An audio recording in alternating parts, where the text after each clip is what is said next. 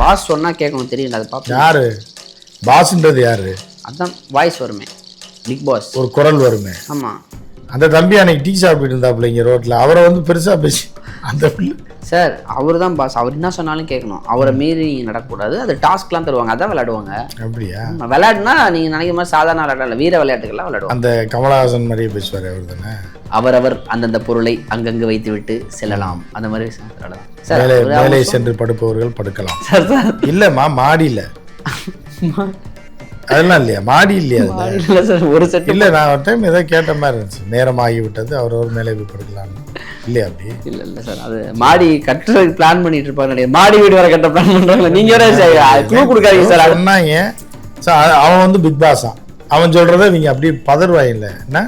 அது big pass என்ன சொல்லிட்டீங்க அப்படின்னா எப்படி பதறாங்க? செருப்பை கவ்வ கொடுத்து இன்னொரு செருப்பு, அது ஒரு வாய்ஸ் வருதா, அது பிக் பாஸா, அது பார்த்தோன்னே இவங்க பயப்படுறாங்களா, அது ஸ்டேட்டஸா அசரரி. அந்த வாய்ஸ் கொடுக்குற பையன் பாவம் இங்கே டீ கடையில் டீ சாப்பிட்டு இருப்பான், இது மிளகா பச்சியும் டீயும் சாயந்தரம் சாப்பிட்டு இருப்பான். கண்ணுலாம் வீங்கி இப்படி ஆயிடுச்சு சார். எங்கே மிதிச்சாங்க? மிதிச்சிட்டாங்கல்ல, என்ன பண்ணாங்க சார்? கண்ணில் மிதிச்சிட்டாங்க. கண்ணை மிதிச்சாங்க. வேலை கண்ணில் மிதிச்சாங்க, வேற எங்கேயா மிதிச்சிருந்தா என்ன இருக்கும்? இல்லை கழுத்தில் மிதிச்சிருந்தாங்கன்னா என்ன ஆயிருக்கும்? Task sir. அதை தான் சொல்கிறேன் நான். என்னன்னா கண்ணுக்கும் கழுத்துக்கு எவ்வளோ தூரங்க இருக்கு? அரை அடி மிதிச்சுனாலே கழுத்தில் மிதிச்சுனா ஆள் போயிடுச்சுன்னா நீங்கள் வேற எதுவும் நினைச்சீங்கன்னு நினைக்கிறேன். இல்லை சார், இல்லை நீங்கள் கையே மிதிச்சுதான் காலம். நான் வந்து கழுத்தில் மிதிச்சுதான் போய் சேர்ந்துருக்கு நேரம். அதில் இப்போ வாயை வச்சு தான் பொழைச்சிட்டு இருக்கு. சார் வணக்கம் சார். வணக்கம். அந்த வணக்கம். பிக் பாஸ் பற்றி நம்ம ஆல்ரெடி நிறைய வீடியோ பேசிட்டோம். ஏன்னா நம்மளால் என்ன பண்ண முடியுமோ அதை பண்ணிட்டோம். இருந்தாலும் எங்களால் என்ன பண்ண முடியுமோ அதை நாங்கள் பண்ணுறோம் அப்படிங்கிற மாதிரி முன்பே வந்து இப்போ ஆர்ப்பாட்டம்னு சொல்லியிருந்தார் சார் வேல்முருகன் அவர்கள். போய் நேற்று பிக் பாஸ் வீட்டை சூற விட்டுருவோம் நாங்களாம் அப்படி இப்படின்னு பேசுகிறாங்க. மகளிர் பேசுகிறதுலாம் ஒரு உண்மையான சிங்கப்பெண்கள் பேசுகிற மாதிரி இருக்குது. பார்த்தா விலக மாதிரி செருப்பெல்லாம் பறக்கும், வீடுகள்லாம் அதுங்கிற மாதிரி அணுகுண்டை தூக்கி போட்டுற மாதிரி மிரட்டி விட்டு வந்திருக்காங்க. திடீர்னு பார்த்தா ஒரு 500 போலீஸ் குவிக்கப்பட்டு கிட்டத்தட்ட அந்த செட்டு போட்டிருக்க இடமே பரபரப்பாயிருச்சு. பிக் பாஸை தடை செய்ய போகிறாங்க அப்படிங்கிற ஒரு செய்தி வந்திருக்கு. என்னையோட நிப்பாட்ட போகிறாங்க ஷோவை. என்ன நடக்குது? இல்லை, பிக் பாஸ் எல்லாம் தடையெல்லாம் செய்ய முடியாது. அது ஒரு கார்ப்பரேட் ஷோன்றதுனால இந்திய அரசியல் சட்டப்படி பண்ணலாம். இப்போ ப்ராசிக்யூஷனுக்கு அனுமதி வாங்கிட்டு பண்ணலாம். ஒரு சில சிட்டிஸில் இருக்குல்ல. அது வந்து இந்திரா காந்தி அவர்கள் காலத்திலே வந்து தொழிலாளர்கள் எங்கெங்கே போகிறான்றது போது அது லோக்கல் லெவலில் மேலே பாஞ்சிடுவாங்கன்றதுக்காக பாம்பேயில், கல்கட்டாவில், சென்னையிலையும் பண்ண வேண்டியது. சென்னையில் மட்டும் வேணான்ட்டாங்க. அது நாங்கள் பார்த்துக்குறோம், வேண்டாம். இல்லைன்னா இங்கேயும் சென்னையிலையும் வந்துருக்கும் ரெட் லைட் ஏரியா. ஆனால் தமிழ்நாடு கலாச்சாரத்தை இது பண்ணி கலைஞர் தான் அதை அனுமதிக்கலை. மும்பையிலையும் கல்கட்டாலையும் இருக்குது. சார் இப்போ அனுமதி வாங்கி ப்ராஸ்டியூஷனே பண்ணும்போது இதை இப்போ பண்ண மாட்டாங்களா என்ன? ஷோதானே இது மேலே படுக்கிறாங்க, அவ்வளோதான், ட்ரெஸ்ஸோடு தானே படுக்கிறாங்க அப்படின்னு விட்டுருவாங்க. ஏன்னா இதில் வராது. புரியுதா அவங்களுக்கு? ப்ராஸ்டியூஷன்றது ஒரு பர்டிகுலர் இதை பண்ணால் தான் வரும். அது அடுத்து இந்த ஸ்டேஜ் தான் போக போகிறாங்க. அதனால இப்போயே நீங்கள் இல்லை, அது பெர்மிஷன் கூட கேட்டிருக்காங்களா மத்திய அரசில்? எல்லாரும் வீட்டில் பண்ணுறது தானே. பண்ணுறது மீன்ஸ் கல்யாணம் ஆனால் புருஷன் பொண்டாட்டி எல்லாமே இருக்காங்கல்ல, அதை நாங்கள் காட்டினா என்ன? அதை எப்படி இவங்க போட்டிருக்காங்க அப்படின்னா, ஹாலில் வச்சு நாங்கள் பண்ணல, நைட்டு ரூமில் வச்சு எடுத்துக்கிறோம். புரியுதா இல்லையா? அப்படின்னு கூட பெர்மிஷன் கேட்டிருக்காங்களா. இப்போ நேற்று என்ன சார் நடந்ததுன்னா, அந்த ஆர்ப்பாட்டத்தில் அந்த லேடிலாம் பேசினாங்க சார். உண்மையான சிங்க பெண்கள் மாதிரி சங்கம் வைத்து தமிழை வளர்த்த இந்த நாட்டில் தமிழோட கல்ச்சரையே கெடுக்கிற மாதிரி நடத்துறீங்கடா, பஸ்ஸாக செருப்பு விளக்க மாதிரி கொண்டு வந்திருக்கோம், எங்கள் தலைவரோட சொல்லுக்காக கட்டுப்பட்டுருக்குன்னு சீரிட்டு பேசினாங்க சார். பார்த்தீங்களா? பேசினாங்க. வந்து என்னென்னா விட்டுருந்தா என்ன பண்ணுவாங்கன்னா போலீஸை போட்டு தடுத்துட்டாங்க. இல்லைன்னா என்ன பண்ணுவாங்கன்னா செட்டை பிரித்து வடிவேல் காமெடியில் பாருங்கள், ஒரு வீடு இருக்கும், கதவுக்குள்ளே தானே அவங்க தாய் பாசத்தில் உள்ளே போனால் பாடுறான்னு உள்ளே போய் பார்த்தா வயக்காடு தான் தெரியும். அந்த மாதிரி பூரா ஆட்டையும் பிரித்து போட்டுருவாங்க செட்டை விட்டுருந்தா. கடைசியில் பார்த்தா அவன் வயக்காட்டில் தான் படுத்துருக்கணும். அது வயக்காடு தான். அது காலையில் முழிச்சு பார்த்தா டோட்டலாக வயக்காடாக தான் இருந்திருக்கும். ஆனால் சரி, இன்னும் இப்போ ரைட்டாக அவர் வேல்முருகன் ஜனநாயக முறைப்படி அந்த போராட்டத்தை நடத்தியிருக்காரு. பெண்களும் கொந்தளிச்சு போய் இதை தடுத்தே ஆகணும்னு சொல்லி இவ்வளோ பேர் கொந்தளிச்சாங்க. இது வந்து தமிழகத்தில் உள்ள பெண்களுடைய மனக்குமுறலோடைய வெளிப்பாடு தான் இந்த பெண்கள். இந்த 1000 பேர் 500 பேர் கூடினாங்கல்ல, இது சாம்பிள் தான். புரியுதா உங்களுக்கு? இது திடீர்னு வந்து ஒரு நாளைக்கு வந்து ஜல்லிக்கட்டு போராட்டம் மாதிரி கூட மாறலாம். திடீர்னு கிளம்பி வந்தாங்கன்னு வச்சுங்க, அடித்து பீஸாக பிரித்து தூக்கி போட்டு ஓட விட்டுருவாங்க. பார்வதியாவது பரமசிவனாவது ஓடுங்கடான்னு ஓட விட்டுருவாங்க. வாட்டர் மெலான்லாம் அடித்து வயிற்றுலேயே மீச்சு விடுவாங்க. தொம்மை பையில என்னடா பண்ணிகிட்டு இருக்கேன்னு. ஸோ இதெல்லாம் பண்ணிடுவாங்க. ஆனால் அப்படி இருந்தாலும் இதை பண்ணுறவன் தப்பிச்சிருவான். இவங்க வந்து கைக்கூலி தானே. இவங்கெல்லாம் பாவம் வழி இல்லாமல் பணம் சம்பாதிக்கிறதுக்கு புகழ் சம்பாதிக்கிறதுக்கு. அதையே சார் சொல்றீங்க, அதை உள்ள வைங்க அப்படிங்கிற மாதிரி. கைக்கூலி தான். கைக்கூலின்ற கையில் கூலி வாங்கிட்டு பண்ணுறது தான் கைக்கூலி. அப்படியே அந்நிய கைக்கூலி வேற. அது அந்நியர்கள்ட்ட வாங்குறது அந்நிய கைக்கூலி. சர்வதேச கைக்கூலின்றது வேற. சர்வதேச ஸ்பெஷலே வந்து சர்வதேச கைக்கூலி, அந்நிய கைக்கூலி, சாதா கைக்கூலி தான். ஸோ இந்த கைக்கூலிகள் இது சாதா கைக்கூலி தான். புரியுதா? சர்வதேச கைக்கூலி கம்பெனி ஓனர். புரியுதா உங்களுக்கு? பல நிறுவனங்களை சர்வதேச அவன் ஒரு பக்கம் நடத்திட்டு இருப்பான். ஸோ இது வந்து அரசியல் சட்டத்தில் இருக்கபடி டிவியில் நடத்தலாம், அதுக்கு சென்சார் இல்லைன்றதுனால. அதுலேயும் வெளியே போயிட்டான் சார் இந்த அகோரி கலையரசன்லாம். அவன் என்ன சொல்கிறான், வெளியே வந்துட்டு என் பொண்டாட்டிக்கிட்ட நான் இப்படி மாறிட்டேங்கிறத காமிக்கிறதுக்காக தான் நான் பிக் பாஸ்க்கே போனேன் அப்படின்ட்டு போயிட்டு வந்துட்டாரு. என்ன மாறிட்டான மனித நான் இதை போட்டதுக்கு அப்புறம் தான் நாயா இருந்தான் நம்ம இடையில இருந்தாரு அகோரியா. பார்த்தீங்கன்னா அகோரின்னா என்ன, நாய் தெருநாயின்னு நினச்சிட்டான அகோரியை. அகோரின்றது வந்து ஒரு ஆன்மீக உருவம் அப்படின்னு தான் சொல்லுவாங்க. காசியில் போனால் இவன் அகோரிகரின்னு சுற்றுறான்னு வைங்களேன், இவனை அப்படி எரியிற தீயில தூக்கி போட்டுருவாங்க. போட்டு ஃப்ரை பண்ணி அவங்க தூக்கி இதில் பண்ணி விட்டு. காசியில் கசாப்புகளை 4 நாள் படுத்து கிடந்துட்டு இருந்துச்சு, இங்கே அகோரின்னு கேட்டாப்ப போட்டு இப்போ ஏமாத்தி பிக் பாஸ் வரையும் போயிட்டு வந்துட்டான்ல சார். அதுதான் திறமைன்றவன். அதில் எல்லாரும் பாருங்கள், எந்த நாதாரியாச்சும் உருப்படியாக எது திறமை உள்ளதாக இருக்குன்னு பாருங்கள். ஒரு பாவாடையை போட்டு அது ஊர் சுற்றிட்டு இருக்கோம். அது என் மேலே இருக்க கரையை துடைக்கிறதுக்கு தான் நான் போனேன் அப்படின்னா அப்படிங்குது. இன்னொன்று வந்து பலூன் வச்சு வியாபாரம் பண்ணது, அதை வந்து டெக்னிக்கலாக பயன்படுத்தி பாருங்கள். பயன்படுத்தி அது உள்ளே வந்துருச்சு. இப்படி குறுக்கு வழியில் வாழ்வு தேடிடும் குருட்டு உலகடா, இது திருட்டு உலகமடான்ற அந்த பாட்டுக்கு ஏற்ற மாதிரி இருக்கவங்க தான் இவங்க பூராங்க குறுக்கு வழியில் வாழ்வு தேடுவாங்க. இதை பார்த்து பல பேரும் குறுக்கு வழியில் இவங்கள மாதிரி ஆயிடலாமா அப்படின்னு சொல்லி போகிறாங்க. விஜய் சேதுபதி அப்படி தான். அவர் என்ன சார் பண்ணார்? ஆமாம், காசு தரான்ற எதை வேணாலும் பண்ணுவாங்கன்ற மாதிரி தானே அர்த்தம். அப்போது பேமெண்ட்டு கூட அந்த பேமெண்ட்டோட, அதாவது எங்கள் பழைய எம்டி அது மிகப்பெரிய ஆள், அவர் பேரெல்லாம் மிகப்பெரியவர்.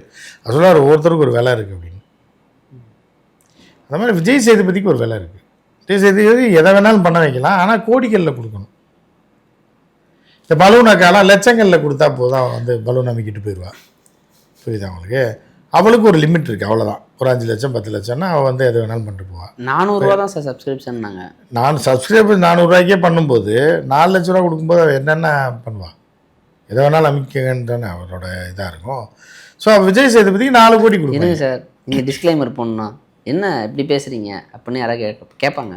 ஆமாம், பலூனக்கானா என்னன்னு நீ சொல்லு கேட்பாங்க. என்ன நீ இப்படி உட்காந்து பேச? ஆமாம், பலூனக்கானா என்னன்னு நீ சொல்லு. அவங்க என்ன கஷ்டப்பட்டு பலூன் வியாபாரம் பண்ணிட்டு இருந்தாங்க, அவங்களோட வாழ்வாதாரத்தை உயர்த்துறதுக்காக நம்மளும் சொல்கிறோம். புரியுதாங்க? பலூன் அமைக்க காய்ச்சாலா இல்லையா? பலூன் நீங்கள் தப்பாக நினைக்கக்கூடாது. அதுக்கு அவருக்கு இவ்வளோ சப்ஸ்கிரைபர் 400 ரூபா வாங்கிட்டு இருக்கா. ஸோ வந்து அங்கே கூட கொடுக்குறாங்கனாலும் அங்கே போயிட்டான். இப்போ விஜய் சேதுபதிக்கு 4 கோடி கொடுக்குறாங்கன்னு வச்சுங்க, என்ன வேணாலும் செய்ய முடியாது. அவர் எங்கே சார் இப்போ பெரிதா ஷோ அப்பப்போ பார்க்குறது, முழுசாக பார்க்கல, கேட்க வேண்டிய எதையுமே கேட்க மாட்டாரு, கேட்கக்கூடாதெல்லாம் கேட்குறாரு. இதுதான் கேட்கறதுக்கு தான் இவர் ஷோக்கு இருக்காருன்னு சொல்லிட்டு அவரை கேட்க. அதை பற்றி அவருக்கு என்ன கவலை? 3 வருஷத்துக்கு அக்ரிமெண்ட் போட்டு, போன வருஷம் அவர் தானே இருந்தார், இந்த வருஷம் அடுத்த வருஷம் இருப்பார்னு நினைக்கிறேன். ஓ, அதனால் மாற்றவும் முடியாது. 3 இயர்ஸ் அவரும் மாற்ற முடியாது, அவர் வெளியே போகவும் முடியாது. இந்த இதில் எல்லாம் பார்த்தீங்கன்னா பாம்பே ப்ராஸ்டியூஷன்லாம் பிடிச்சிட்டு போயிடுவாங்க, அக்ரிமெண்ட் போட்டுருவாங்க கிளப்பில் ஆடுறதுக்கு. துபாயிலெல்லாம் போனால் 3 வருஷம் அக்ரிமெண்ட் போட்டால் பாஸ்போர்ட்டை பிடிங்கி வச்சுருவாங்க, விசா பிடிங்கி வச்சுருவாங்க, ஆடியே ஆகணும். 3 வருஷம் நீங்கள் கிளப்பில் ஆடியே ஆகணும், அப்புறம் தான் பாஸ்போர்ட்டை கையில் கொடுப்பாங்க. அந்த மாதிரி லோக்கல்லே பாஸ்போர்ட்டை பிடிங்கி வச்சுட்டாங்க போல் விஜய் சேதுபதி. 3 வருஷத்துக்கு ஒன்றும் பண்ண முடியாது. இப்போ அதுவும் சொல்கிறாங்க சார், விஜய் சேதுபதியையும் வான் பண்ணுறாங்க, இங்கே தேவையில்லாத வேலைலாம் பார்த்து. விஜய் சேதுபதியை வான் பண்ணி பிரயோஜனம் சார். விஜய் சேதுபதி வெளியே வர முடியாது. அவ்வளோதான், அக்ரிமெண்ட்டில் கையெழுத்து போட்டு காசை வாங்கினதுக்கப்புறம் அப்புறம் காசை வாங்கி தின்னுபிட்டு நீ வெளியே வருவியான்னு கேட்பாங்க. நாங்கள் பண்ணுறது என்னன்னு உங்களுக்கு தெரியாதாக்கும், நாங்கள் என்ன தொழில் பண்ணுறோன்னு உனக்கு தெரியாது, நீங்கள் வந்து காசையும் வாங்கிட்டு வந்திருக்கீங்க, எப்படி நீங்கள் வெளியே போவீங்க? முடிக்காமல் போகக்கூடாது. இப்போ உள்ள வேற சண்டை வேற பயங்கரமாக போயிட்டு இருக்கு சார். அது இந்த ஒரு பொண்ணு ஒருத்தவங்க இருந்தாங்க, காலை தூக்கி பட்டார்னு உதைக்கிறதுக்கு காலை ஓங்குனாங்க. அது பயங்கர இப்படிதான் பல குடும்பத்தில் வந்து இதை பார்த்துட்டு தான் ஏழ்றையை கூட்டிகிட்டு இருக்காளுங்க வீட்டில் உட்காந்து. பல குடும்பத்தில் இதுதான் நடந்துக்கிட்டு இருக்கு, சண்டை, குடும்ப சண்டை, பஞ்சாயத்து நடக்கிறது பூராமே இந்த பிக் பாஸை பார்த்தா போன வந்து பாருங்க. இந்த டைம் அவங்களே திருந்திட்டாங்க, இது என்ன இவ்வளோ கேவலமாக போயிட்டுருக்கு. அதையும் பார்க்குற கும்பல் இருக்குது, கேடு கேட்ட கும்பல் இருக்குது. அதெல்லாம் என்ன ரசனைன்னு தெரில. இன்னும் உட்காந்து பிக் பாஸ் முன்னாடி 1 மணி நேரம் போட்டுட்டு இருந்தாங்க சார். முன்னாடி 1 மணி நேரம் தான் போட்டுட்டு இருந்தாங்க. இப்பதான் ஓடிடில ஃபுல்லா பார்க்கலாமே. பார்க்கலாம்னு சொல்லி இதே இலவா திரியிறாளுங்க பல பேர். ஃபுல் டே அறிவு இருக்கா இல்லையா? இது என்னத்தை பார்க்குறீங்க நீங்கள் குடும்பத்தோடு உட்காந்து? என்னத்தை தான் இது பண்ணுறீங்கன்னு நீங்கள தற்கொலைகளை என்ன சொல்கிறதுனே தெரியல. இப்போ இதில் வந்து இந்த வாட்டி போனதில் யாருமே விளையாடுற நல்லா விளையாடுற மாதிரி என்ன விளையாட்டு தானே? ஒலிம்பிக்கா பின்ன என்ன அவங்க சார்? அது பாஸ் சொன்னால் கேட்கணும், தெரியும். அது பார்ப்போம். யாரு பாஸ்ன்றது? யாரு? அதுதான் வாய்ஸ் வருமே, பிக் பாஸ் ஒரு குரல் வருமே. ஆமாம், அந்த தம்பி அன்னைக்கு டீ சாப்பிட்டு இருந்தாப்புல இங்கே ரோட்டில். அவரை வந்து பெருசாக பேசி அந்த பிள்ளை சார் அவர் தான் பாஸ். அவர் என்ன சொன்னாலும் கேட்கணும். அவரை மீறி நடக்கக்கூடாது. அது டாஸ்க்லாம் தருவாங்க, அதான் விளையாடுவாங்க. அப்படியா? விளையாடுனா நீங்கள் நினைக்கிற மாதிரி சாதாரண விளையாடல, வீர விளையாட்டுகள்லாம் விளையாடுவாங்க. அந்த கமலஹாசன் மாதிரியே பேசுவார் அவர் தானே? அவர் தானே? நேரம் 10 மணி ஆகிவிட்டது, அவர்கள் போய் படுக்கையில் அவரவர் அந்தந்த பொருளை அங்கங்கு வைத்துவிட்டு செல்லலாம். அந்த மாதிரி சார் தான் மேலே சென்று படுப்பவர்கள் படுக்கலாம். இல்லைம்மா, மாடியில் அதெல்லாம் இல்லையா? மாடி இல்லையா? ஒரு செட் இல்லை, நான் ஒரு டைம் ஏதோ கேட்ட மாதிரி இருந்துச்சு, நேரம் ஆகிவிட்டது அவரவர் மேலே போய் படுக்கலாம்னு. இல்லையா அப்படி? இல்லை சார், அது மாடி கட்டுறதுக்கு பிளான் பண்ணிட்டு இருப்பாங்க. மாடி வீடு வர கட்ட பிளான் பண்ணுறாங்க. நீங்கள் க்ளூ கொடுக்காதீங்க சார். சொன்னாங்க சார், அவன் வந்து பிக் பாஸா, அவன் சொல்கிறத நீங்கள் அப்படி பதறுவாயில்ல என்ன? அது பிக் பாஸ் என்ன சொல்லிட்டீங்க அப்படின்னா எப்படி பதறாங்க? ஒரு செருப்பை கவ்வ கொடுத்து இன்னொரு செருப்பு ஒரு வாய்ஸ் வருதா, அது பிக் பாஸா, அது பார்த்தோன்னே இவங்க பயப்படுறாங்களா, அது ஸ்டேட்டஸா? அந்த வாய்ஸ் கொடுக்குற பையன் பாவம் இங்கே டீ கடையில் டீ சாப்பிட்டு இருப்பான். இது மிளகா பச்சியும் டீயும் சாயந்தரம் சாப்பிட்டு இருப்பாங்க. அவன் கொடுக்குற பேமெண்ட்டை கொடுத்து அனுப்பி விட்றாங்க. அதை இவங்க பெருசாக பில்டப் பண்ணி உள்ளுக்குள்ள பிக் பாஸ் பேசுகிறாரு. நான் பார்ப்பேன் சார், இந்த தமிழ் இலக்கியத்தில் அசரரி வாக்கு கேட்கும் உடனே அதை சொல்லுவாங்கல்ல, அந்த மாதிரி இந்த வாய்ஸ் கேட்டோன்னே பயந்து எந்திரிப்பாங்க. அதுதான் அவங்க ரூலே சார். இல்லை, அது வந்து விஜய் டிவியில் நான் இது சும்மா இருக்கிற ரோட்டில் போகிற எச்சக்கலையெல்லாம் நடிக்க விட்டது அவங்க தான். உன்னை டிவியில் காட்டுறாங்க, அங்கே வந்து கூட்டத்தில் உட்காரணும், கை தட்டணும், ஆடணும், மொக்க காமெடியாக இருக்கும். அந்த அம்மா பாடகி ஒன்று இருக்கே, அது என்னது, ஒரு பாடகி ஒன்று இருக்குங்க உள்ளியா, அனுமாமா? ஆமாம், அனுராதா ஸ்ரீராம். ஆமாம், அதெல்லாம் மொக்க காமெடிக்கு தான் விழுந்து விழுந்து சிரிக்கும். பார்த்துருக்கீங்களா? எப்படிமா உனக்கெல்லாம் சிரிப்பு வருதுன்ற மாதிரி ஜட்ஜா அவங்க. இவங்க ஆமாம், இவங்க வந்து இதில் இருந்தாங்க, சர்வதேச கிரிமினல் நீதிமன்றம் இருக்குது ஏன்னா அதில் இருந்துட்டு அப்புறம் ஜெனீவாவில் கொஞ்ச நாள் ஒர்க் பண்ணி நீதிபதியாக, அப்புறம் இந்தியா சுப்ரீம் கோர்ட்டு ஹைகோர்ட்டில் வேலை பார்த்து இப்போ வந்து இங்கே நீதிபதியாக இருக்காங்க. அவங்க இவங்கெல்லாம் கொஞ்சம் கூட காசு கொடுக்குறாங்கன்றக்காக இப்படியா கோமாளித்தனம் பண்ணுற, கை தட்டுறாங்க, சிரிப்பே வரல. இது பார்த்தா நீ வந்து இப்போ கடுப்பு ஏற்றுற மாதிரி, சந்தானம் சொல்கிற மாதிரி கடுப்பு ஏற்றுற மாதிரி காமெடி பண்ணாங்கடா அப்படின்ற மாதிரி சொல்லு. கண்டதுக்கெல்லாம் சிரிக்கிறது, வா ஆச்சரியப்படுறது. அது இந்த ஹிந்தியிலேருந்து வந்ததுங்க, இங்கிலீஷ்லேருந்து வந்தது தான். இங்கிலீஷில் ஓவராக நடிப்பாங்க, ஓவர் ரியாக்ட் பண்ணுறது. அதே மாதிரி ஹிந்தியில் பார்த்தா சிலது ஷாக்கிங்காக இருக்கும். திடீர்னு பயங்கர டான்ஸ் ஆடுவாங்க, திடீர்னு கால் இல்லாம பார்த்து முடிச்சுட்டு தான் சார் மறுபடியும் இல்ல அப்படி இருக்கு. திடீர்னு பாக்குறாங்க, தூங்கி எந்திரிச்சு போதை தெளிஞ்சு வராங்கன்னு வைங்க, சாக்காவாங்க, போதையில மறந்து போயிடும். வந்து சாக்கா ஆற கூட பரவாயில்ல. இதுல ஒரு இளவும் கிடையாது. கச்சேரியில நம்ம பிள்ளைங்க அருமையா பாடும். அந்த பாட்டை 2-4 பையங்களை வச்சு ட்ரெஸ் எல்லாம் போட்டு லைட்டிங்லாம் போட்டு பாட வச்சோன்னே வா எந்திரிச்சு கைத்தட்டுறது. கூட 4 இதை கூப்பிட்டு வர்றாங்க, ஓசி சோறு போட்டு கைத்தட்டுறதுக்குன்னு. அவங்க குடும்பத்தோடு வந்தாலும் அங்கே வந்து கை தட்டணும், சிரிக்கணும், ரியாக்ஷன் பண்ணணும். இவங்க ஆடும்போது அவங்கள ஆடணும். இளையராஜா 40 வருஷத்துக்கு முன்னாடி போட்ட பாட்டை போட்டு இப்போதான் கேட்குற மாதிரி கேட்டு ஆடுறாங்க, ஆச்சரியப்பட்டு. சரி, நீங்கள் சொல்லும் போது தான் சார் வருது. இந்த டிவி வந்து தமிழ்நாட்டில் பல பேரை கலாச்சாரத்தை சீரழிச்சு ரொம்ப கேவலப்படுது. இல்லை சார், இந்த படங்கள்லாம் வரும்போது சொல்லுவாங்க சார், இந்த படத்தில் விலங்குகள் பறவைகள் துன்புறுத்தப்படுவது இல்லைங்கிற மாதிரி. இதுக்கப்புறம் ரியாலிட்டி ஷோ போடும்போதெல்லாம் இந்த நிகழ்ச்சியில் ஆடியன்ஸ் என யாரையும் நாங்கள் துன்புறுத்தவில்லை அப்படின்னு போட்டே ஆகணுங்க. நாய்க்கெல்லாம் வந்து நிற்கிறாங்க, நாயை துன்புறுத்துறான், கரடியை துன்புறுத்துறான்னு. இவங்க சோத்தை போட்டு காலையில சாயந்தரம் வரைக்கும் உட்கார வச்சு சிரிக்கிறதுனா சிரிக்கணும், அழுகிறதுனா அழுகணும் அப்படின்னு சொல்லி அந்த மானம் கெட்டவங்களும் போய் உட்காந்துருக்காங்க, டிவியில் காட்டுறாங்களேன்னு சொல்லி. இதுக்கு ஒரு கும்பலே இருக்குது. 500 மாமிகள் வீட்டில் பொழுது போகாத பொம்பளைங்கள்லாம் இருக்காங்க. நீங்கள் வாட்ஸ்அப்பில் மெசேஜ் போடுற இன்றைக்கி என்ன ஷோ அப்படின்னா நீயா நானா வரீங்களா அப்படின்னா போயிடுறீங்க. இப்போ எப்போ கூட்டத்தில் உட்காந்து நாங்கள் சோத்தை போட்டுறாங்க, தின்னுவிட்டு சாயந்தரம் வரைக்கும் உட்காந்துட்டு எங்கள் ஃப்ரெண்ட்ஷிப்பு பொழுதுபோக்கு மாதிரி இது பண்ணு. என்ன அந்த நேரத்தில் கை தட்டணும், சிரிக்கணும். அப்போ க்ளோஸ்அப் வைப்பாங்க கேமரா. என்னடா வசனமே என்ன கொஞ்சம் கூட நடிச்சிங்க அப்படின்னா கூட அடுத்த டைமும் கூப்பிடுவாங்க. இன்னும் அடிச்சிங்கன்னா உங்களை டேரெக்டாக ஸ்டேஜுக்கு கூட்டு வந்துடுவாங்க. கூப்பிட்டு வந்து இது பண்ணா இந்த நடிக்கிறதுக்குன்னு சைட்டில் ஏகப்பட்ட பேர் இருக்காங்க. அதெல்லாம் தனியாக தனி கும்பலே இருக்குது. அது தனி ஏஜென்சியே இருக்குது சார். அதான் ஆள் கூப்பிட்டு போகிறாங்க இருக்கு. எனக்கு தெரிஞ்சாலும் வேணாம், பேரை சொல்ல வேணாம். தப்பு கிடையாது சார். நீங்கள் சொன்ன மாதிரி தான் காமெடி இருந்து சிரிக்கலாம். சிரிப்பு வந்து சிரிச்சா பரவாயில்ல. பழைய இளையராஜா பாட்டுக்கெல்லாமா எந்திரிச்சு ஆடுறது? அந்த பாட்டை அவன் கேட்டதே இல்லை. அவன் குடும்பத்தில் இந்த பாட்டை கேட்டதில்லை, கேசட்டில் கேட்டதில்லை, சிடியில் கேட்டதில்லை, டிவியில் பார்த்ததில்லை. இந்த பிள்ளை பாடினோடனே உனக்கு உணர்ச்சி வசப்பட்டு ஆடுறேன். ஏன்டா அவங்களுக்கெல்லாம் மான வெக்கா இருக்கா? அசிங்கமாக தெரியலையா அதெல்லாம்? ஜட்ஜுன்ற பேரில் அவங்க உட்காந்து காசை வாங்கிட்டு மேக்கப் போட்டு உட்காந்து கை தட்டுறான், வாவுன்றான், இது பண்ணுறான், அதுன்றான். உங்களுக்கு என்ன கொள்ளையா? ஒரு வேளை சோத்தை போகிறான்னு தின்னுவிட்டு அங்கே போய் கை தட்டிக்கிட்டு ஆடிக்கிட்டு இவங்க ஒன்றே ஆடுறாங்க. ஒன்று அதுக்கு ஒரு க்ளோஸ். தங்கச்சி பாடுதான், அக்காவும் அவங்க அம்மாவும் ஆடுறாங்களாம். என்ன கோமாளி கூத்து! எவ்வளோ அடிமுட்டாளாக இருக்காங்க பாருங்க. இந்த காலத்தில் 2025 போய் பொழுது போலேன்னு அந்த செட்டில் போய் உட்காந்து இப்படிலாம் கேவலப்படுத்துகிறாங்க. என்ன பண்ணுறது? சைனா வெளியே சொன்னால் வெக்க கேடு இல்லை சார். சீனா கிட்ஸ் எல்லாம் வந்து ஏஐ கண்டுபிடிச்சி ஏலியன்ஸ் கூட பேசுறதுக்கு பிளான் பண்ணிட்டு இருக்காங்க. ஆமாம், இவங்க வந்து விஜய் டிவியில் போய் ஹீன்னு ஆடிட்டு இருக்காங்க. பாட்டு பாடுறாங்களாம், அவ்வளோ தத்ரூபமாக இவங்க உட்காந்து ஆடுறாங்களாம். இதில் இப்போ இந்த பிக் பாஸில் சார் டாஸ்கே வந்து சண்டை போடுற மாதிரி டாஸ்க்கை கொடுத்து இதெல்லாம் பார்வதி இருக்காங்களே விஜய், கண்ணுலாம் வீங்கி இப்படி ஆயிடுச்சு சார். எங்கே மிதிச்சாங்க? மிதிச்சிட்டாங்க. என்ன பண்ணாங்க சார்? கண்ணில் மிதிச்சிட்டாங்க சார். கண்ணை மிதிச்சாங்க. வேலை கண்ணில் மிதிச்சாங்க. வேற எங்கேயா மிதிச்சிருந்தா என்ன இருக்கும்? இல்லை, கழுத்தில் மிதிச்சிருந்தாங்கன்னா என்ன இருக்கும்? டாஸ்க்கு சார் அது. அதை தான் சொல்கிறேன் நான். என்னன்னா கண்ணுக்கும் கழுத்துக்கு எவ்வளோ தூரங்க இருக்குது? அரை அடி தான். அரை அடி மிதிச்சு நாளை கழுத்தில் மிதிச்சுன்னா ஆள் போயிடுச்சுன்னா நீங்கள் வேற எதுவும் நினச்சிங்கன்னு நினைக்கிறேன். இல்லை சார், இல்லை நீங்கள் கையே மிதிச்சு தான் காலம். நான் வந்து கழுத்தில் மிதிச்சு தான் போய் சேர்ந்துருக்கும் நேரம். அதில் இப்போ ஒரு வாயை வச்சு தான் பொழைச்சிட்டு இருக்கீங்க. அது புரியுதா உங்களுக்கு? அதையும் போட்டு மிதிச்சு எதாவது பண்ணிவிட்டாங்கன்னு என்ன பண்ணுறது? இப்போ அதில் குடும்பம் என்னன்னா அவங்க அடி கண்ணின்னு வீங்கி கிடக்குது. ஒருத்த கூட கேட்கல சார். எது கேட்குறேன்? எல்லாம் அடிச்சு சாவட்டு சாகலையா இன்னொன்றது தான் கேட்டு இன்னும் உயிரோட தான் இருக்கு. உயிரோட தான் இருக்கியான்னு கேட்டுருப்பாங்க. அவங்க ஏன் போய் கேட்குறேன்? அது விளையாட்டு தானே. விளையாட்டு இல்லை, இது வந்து முடிச்சு கட்டணும்னு தான் ஏதோ பண்ணியிருக்காங்க. நல்ல வேலை வேற எங்கேயா மிதிக்காம விட்டாங்க. அது வரைக்கும் சந்தோஷம். திட்டம் போட்டு தான் பண்ணியிருக்காங்க. பாவம் அவங்க அது அப்போ பார்வதி இருக்கவங்க தான் அதை ஷோ ஓடிட்டு இருக்கும் போல சார். அவங்கள வச்சு தான் ஓட்டிகிட்டு இருக்காங்க. அதையும் அடிச்சு மூஞ்சிலாம் உடச்சு விட்ருக்காங்க. இப்போ இதெல்லாம் எப்படி சார் ஆக்டில் வருமா? இப்போ அந்த பொண்ணு என்னன்னா, இப்போ 2 பேருக்குமே நான் சாதகமாக்கிறேன். ஒரு பொண்ணு எட்டி உதச்சி மூஞ்சிலாம் உடைக்க போகுது. ஒரு ஆம்பளை பையன் பொண்ணை பிடிச்சி இப்படி வந்து பொண்ணு ஆண்லாம் அங்கே சொல்லாதீங்க. அதில் வித்தியாசமே பிரிவினே இருக்கக்கூடாது. எல்லாரும் சமங்கிறத காட்டுற ஒரே ஷோ இந்த ஷோ தானா? எல்லா வகையிலையும் ஒற்றுமையா சார் இருக்காங்க. ஏதோ பாவம்.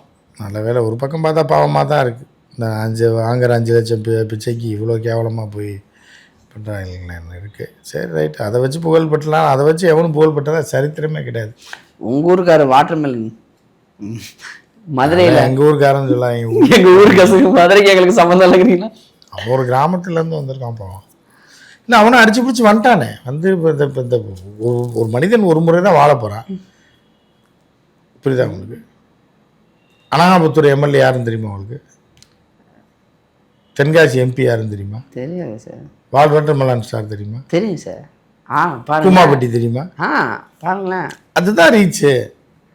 இப்போ எங்கே போனாலும் பட்டி தொட்டி எங்கும் வாட்டர்மெலன் ஸ்டார்னா தெரியுதா? எம்பி பேரே தெரிய மாட்டேது. ஆனால் வாட்டர்மெலன் தெரியுது இல்லை உங்களுக்கு? அப்புறம் என்ன இருக்குது? இதுதான் மெயின். ஸோ அதுதான். நீங்கள் வந்து அமித்ஷா ஃபோட்டோவை காட்டினீங்கன்னா கூட யாருக்குமே தெரியாது. ஆனால் அவ்வளோ தூரம் அவரே சந்தான பாரதின்னு சொல்லிட்டு இருக்காங்க. ஆனால் வாட்டர்மெலன் ஸ்டார் எல்லாருக்கும் தெரியும். கூமாப்பட்டி எல்லாருக்குமே தெரியும். அங்கே போயிட்டும் லூஸ்மா இப்போ விஜய் சேதுபதி போகும்போதே சொல்லி தான் அனுப்பிச்சாரு. கிடைச்சது அப்படின்னா அங்கே போய் ஆக்ட் பண்ணுறனால சரி ஆக்டிங் பண்ணிட்டு போட்டோம். அது அவரோட காமிச்சேத்தி அவரோட கலைத்திறமே இந்த உலகத்துக்கு நான் கொடுத்தே அவன் சார். அது கூட பரவாயில்ல சார். நான் நேற்று பழைய கிளிப் ஒன்று பார்த்தேன். அவர் சொல்கிறாரு அவரோட ஜாதகமும் எம்ஜிஆர் அவர்களோட ஜாதகமும் சிவாஜி கணேசன் ஜாதகமும் ராஜராஜ சோழன் ஜாதகமும் ஒத்து போதும் சார். அப்படியா? இது ஒரு ஜோசியக்காரன் சொல்லியிருக்கான் சார். அவன் எவன் பாரு, அவன் அடுத்த பிக் பாஸ்ல எடுத்துருவாங்கல்ல. யாருன்னு மட்டும் சொன்னா அடுத்த பிக் பாஸ்ல வாங்கி கொடுத்துருவாங்க. தாண்டா வேணும் ஜோசியக்காரன் நமக்கு வேணும்னு சொல்லி அவனே இழுத்து போடுறான். நெகட்டிவ் ஃபோர்ஸை ஃபுல்லாகவே இருக்கிறது எங்கே? தீய சக்தி எல்லாமே அங்கே தான் இருக்குது. இங்கே விஜய் டிவிக்குள்ளே தான் இருக்குது. உள்ள தூக்கி போட்டு எல்லாம் முடிச்சுருவாங்க. நான் இருந்தாலும் அங்கேயும் போயிட்டு விஜய் சேதுபதி ஜாதகத்தை பார்க்கல அவங்க. ஏன் சார்? இப்போ இவ்வளோ தூரம் இருக்க ஒருத்தனுக்கு வந்து பாஸாக இருக்கும்போது அவர் அவ்வளோ அவர் ஜாதகம் எப்படி இருக்கும் அப்படின்றாங்க. அந்த ஜாதகக்காரர் யாருன்னு பாருங்க. அண்ணாமலை ஜாதகம், சீமான் ஜாதகத்தெல்லாம் கொடுத்து பார்க்க சொல்லுவோம். இவனுக்கு ஒரு சீட் எடுத்து விஜய் ஜாதகம், ஆதவர்ஜன ஜாதகத்தெல்லாம் கொடுத்தோம்னா அவர் சொல்லிடுவாங்கல்ல. ராஜராஜ சோழன் ஜாதகத்துல ஒத்து போச்சு தருப்பாருங்க எத்தனை இல்லை அதாவது வாய்க்கு வர்றது மனசில் நினைப்பான் இல்லை, எதையோ ஒன்று நினைப்பான் இல்லை, அதை பூராத்தையும் அவன் பேசிடுவான் ஓப்பனாக. அதில் ரீச் ஆகி இங்கே வந்துட்டான். மன்னர் பரம்பரைனாரு அதுன்னாரு இதுன்னாரு வந்துட்டாரு. ஆனால் அவர் இப்போ நம்மளே வந்து சரி கோமாளியாக இருக்காருன்னு பார்த்தோம், ஒரு கட்டத்தில் ஜாதி ரீதியாக பேசுகிறாருங்க தான் நம்மளோட வீடியோ போட்டோம் சார். அங்கேயும் போய் பேசுகிறாரு சார். ஆக்சுவலி என்னோட ஸ்டேட்டஸ்க்குமா அப்படின்னு பேசுகிறாரு சார். தன்னை இன்னும் உணர்ந்துக்கிட்டே இருக்கிறாரு, தன்னை ஒரு பெரிய ஆளாகவே உணர்றாரு. அப்படிப்பட்ட பைத்தியங்களை வச்சு ஷோ நடத்திட்டு இருக்காங்க. எனிவேஸ் இந்த ஷோ தடைப்படுமா 10வது சீசன்? 10வது சீசன் நாசமாக போயிருப்போம். 9வது சீசன் மார்க்கெட்டிங் டவுனு டோட்டலாக போச்சு. 10 அவங்களே மூடிட்டு போயிடுவாங்க, ஸ்டாப் பண்ணிடுவாங்க. வியாபாரம் நடக்காத கடையில் எவ்வளோதான் ஈ ஆற்றுவாங்க டீ ஆற்றுவாங்க. இந்த விஜய் சேதுபதிக்கு ஒரு பேமெண்ட்டை கொடுத்துருப்பேன், அது முடிகிற வரைக்கும் விஜய் சேதுபதி இருப்பாப்புல இருந்துட்டு. விஜய் சேதுபதி வந்து ரொம்ப ஆர்வமுள்ள ஒரு வித்தியாசமான மனிதர் தான். ஆனால் என்ன பண்ணுவாப்புல, தீய சக்திகளோட போய் ஈர்ப்பாயிடுவாப்புல. இந்த ஏற்கனவே இந்த இலங்கை பவுலர் முத்தையா முரளிதரன் அந்த கேரக்டரில் நடிக்கிறேன்னு போய் இது பண்ணி போனது. ஸோ அந்த மாதிரியான ஒரு ஆள் தான் விஜய் சேதுபதி. வினோதமான ஒரு பிறவி தான். எல்லாமே தெரியாமல் டக்கு பட்டுன்னு பண்ணு கையெழுத்து போட்டு டக்கு டக்குன்னு காசு கொடுக்குறாங்கன்னா கையெழுத்தை போட்டுருவாப்புல போல் போட்டு. இனிமேனாலும் பார்த்துருக்கணும். நம்ம என்ன அவருக்கு அறிவுரை சொல்கிறேன். இனிமே சார் இப்போ எனக்கு நான் இன்றைக்கி தான் வந்து பார்த்தேன், பார்வதி மூஞ்சி வீங்கிருக்கு. இப்போ இதுக்கெல்லாம் என்ன ஆக்ஷன் எடுப்பாங்கன்னு தெரியல. என்ன எதுக்கு ஆக்ஷன் எடுக்கிறாங்க? ஏன் சார் போராட்டம் பண்ணுவாங்கல்ல? எதுக்கு போராட்டம் பண்ணுறாங்க? கட்டிப்பிடிச்சி உருளும்போது வேற எதெல்லாம் வீங்கிற வாய்ப்பு இருக்குது. என்ன சார் சண்டையில் கிளியா சட்டைங்களா இருக்கிற மாதிரி ஆயிரம் தான் இருந்தாலும் ஒரு பெண்ணை இருந்தாலும் அடிச்சிருக்கக்கூடாது. அவன் கேட்டிருக்கணும் சார், தட்டி கேட்டிருக்கணும். எனக்கு தெரியும் நிச்சயமா என்ன அடிச்சிருக்க மாட்டான், வேற எங்கேயா மிகன்னு பிளான் போட்டிருப்பான், அவன் கண்ணில் மிச்சிட்டான். நீங்கள் இப்படி சொல்கிறீங்க. மாதர் சங்கம் நிச்சயமாக அதை பார்த்துட்டு மாதர் சங்கத்தை ஓட அடித்து வரட்டுவாங்க. இந்த விஷயத்துக்கெல்லாம் வந்தால் அதெல்லாம் வரமாட்டாங்க. நீங்கள் தூண்டி விட்டுறாங்க. சும்மா வீட்டில் தூங்கிட்டு இருக்கையில் தூண்டி விட்டு மாதர் சங்கம் வருது, அது வருது, பார்வதிக்கு ஆதரவாக வேற எதை தூக்கிட்டு வருவாங்க. எதிரில் போராட்டம் வெடிச்சே தீரும். எனக்கு நல்லா தெரியும் போராட்டம் வெடிக்கும். நீங்கள் இதெல்லாம் பார்த்துட்டுலாம் அமைதியாக இருக்க மாட்டாங்க. நிச்சயமாக போராட்டத்துக்கு வருவாங்க நம்புறேன் சார். ஏன்னா இதுக்கு முன்னாடி போராட்டம் பண்ணியிருக்காங்க அவங்க. அதனால நம்பிக்கையோட. எதுக்கு போராட்டம்? இதே பிக் பாஸ்ல யாரை பற்றியோ பேசினப்ப இவருக்கு எதிராக போராட்டம் பண்ணாங்க. யாருக்கு எதிராக? பெண்களுக்கு எதிராக வரும்போதெல்லாம் வந்து சண்டை போட்டாங்க சார். இந்த சரவணன் இருக்கார் இல்லையா, ஆக்டர், பழைய ஆக்டர், அவருக்கு எதிராக வந்து போராட்டம் பண்ணாங்க. அப்போ அதனால வருவாங்க. எனக்கு தெரிஞ்சு பார்த்துருக்க மாட்டாங்க, விஷயம் சேர்ந்துருக்காதுன்னு நினைக்கிறேன். பொறுத்து வந்து பார்ப்போம் சார். ஏன்னா நிறைய விஷயம் இந்த சீசன் நடந்துகிட்டே இருக்குது. தொடர்ந்து நிறைய விஷயம் கொஞ்ச நாளாக காணோம், வந்துருவாங்கன்னு நினைக்கிறேன் சார். பொறுத்து வந்து பார்ப்போம். நேரம் கொடுத்ததுக்கு நன்றி.